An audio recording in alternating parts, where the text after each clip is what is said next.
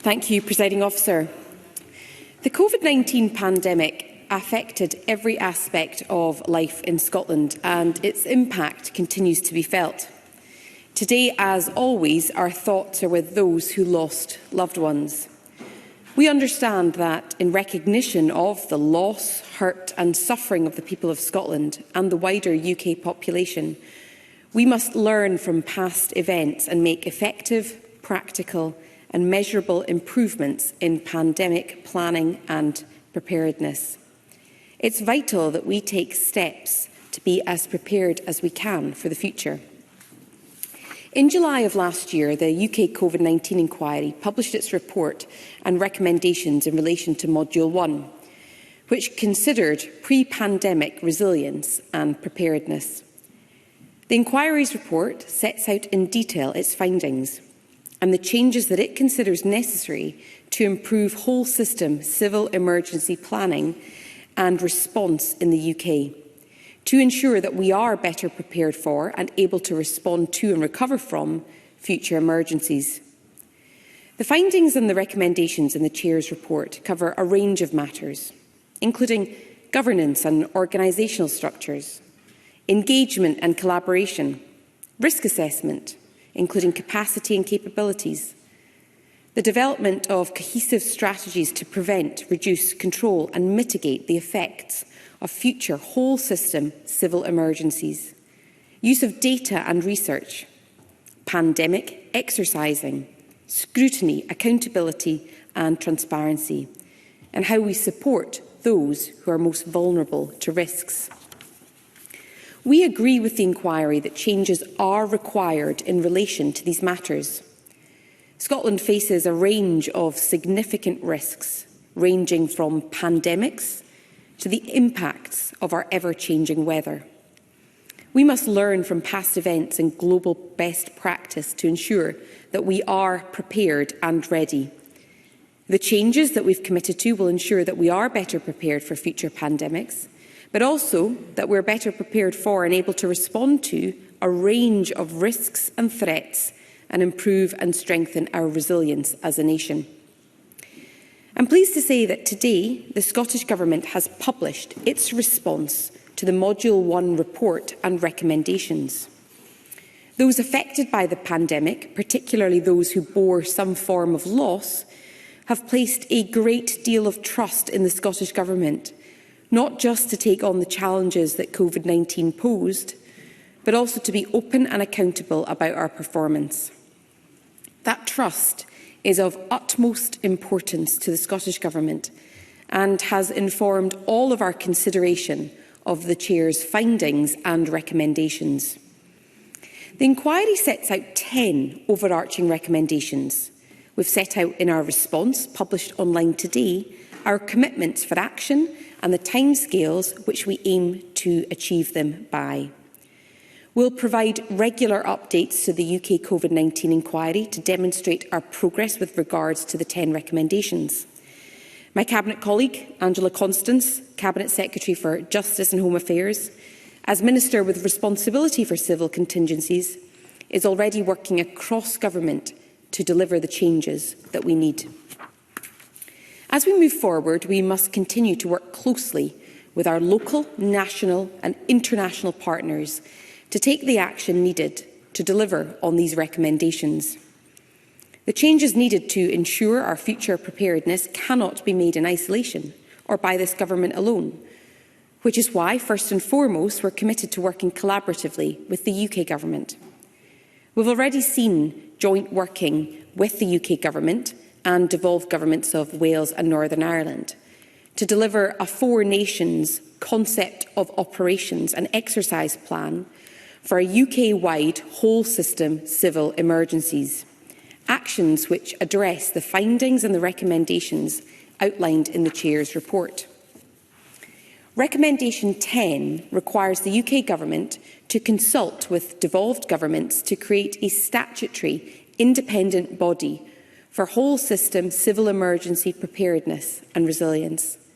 We're committed to working together to ensure that any new body is able to deliver its function in a manner which respects the devolution settlement.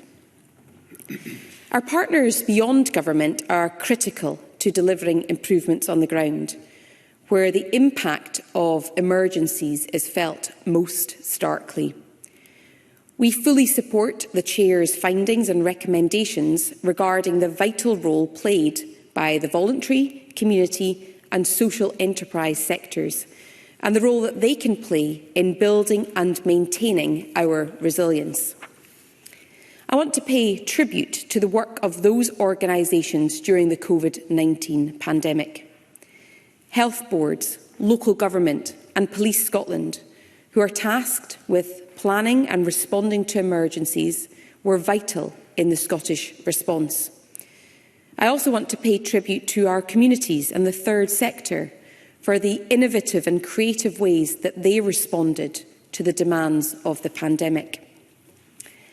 As set out in our National Performance Framework, the Scottish Government is committed to tackling persistent inequality through our policies. A more equal society is better able to prepare for, respond to and recover from civil emergencies. Clearly, certain groups within our society are more susceptible and vulnerable to adverse shocks. And we know that the pandemic not only introduced new, but also exacerbated pre-existing inequality. We fully endorse the Chair's recommendations and will take action to improve how we identify, assess and address the potential impacts of whole system emergencies on the most vulnerable in our society. The UK Inquiry Chair has made clear her expectation that institutions take swift action to consider and implement her recommendations, to ensure that changes are in place as quickly as possible. We endorse this approach, and I'd like to reassure the people of Scotland that we have not been waiting for the Chair to publish before taking action on many of the issues raised by the inquiry. In August 2021, the First Minister established the Independent Standing Committee on Pandemic Preparedness to provide expert advice on future pandemic risks and how best to prepare for them. The committee provided its final report in November 2024 and covered a range of topics closely aligned to those in the inquiry's report, including effective data sharing and usage, the integration of behavioural science, improving connections between the academic and wider preparedness community, and the establishment of a Scottish Pandemic Sciences Partnership. We've already accepted the committee's recommendations in principle and will provide further details on our planned actions in due course. We've made changes to embed the reforms in public services and the justice system, which were necessitated by the pandemic, but also delivered improvements in the longer term via the Coronavirus Act 2022, which was passed in June of 2022. We've taken steps to increase and secure the types and levels of PPE items held in our national stockpile. On 4th of June 2024, Cabinet agreed to establish a new cross-government governance arrangement for future pandemic preparedness. Our newly established Ministerial Oversight Group, co-chaired by my colleagues, the Cabinet Secretary for Justice and the Cabinet Secretary for Health, will meet for the first time in the coming weeks. We've also commenced a programme of work to improve our risk assessment process, which better takes into account Scotland's circumstances and characteristics, including the impact that risks may have on the most vulnerable in our society. The Scottish Covid-19 inquiry, established by ministers in December 21 and which operates independently of the UK inquiry, will consider matters relating to pandemic planning and response as part of its examinations, and will consider those findings when they are available. Given the importance of transparency around the actions that we are taking to manage civil emergencies, we will also report to this Parliament every 3 years on the improvements we make to emergency resilience and preparedness in Scotland. The first report will be laid before this Parliament in September of this year. I'd like to reiterate the Scottish Government's commitment to continue the highest standard of cooperation with both inquiries, because learning from them is vital. Before closing, I'd like to note my gratitude to those working in both the UK and Scottish Covid-19 inquiry and those who have provided evidence to those inquiries. I am conscious of the immense responsibility they hold, the enormity of the tasks they face in understanding and distilling the events of the pandemic and the important lessons for the future.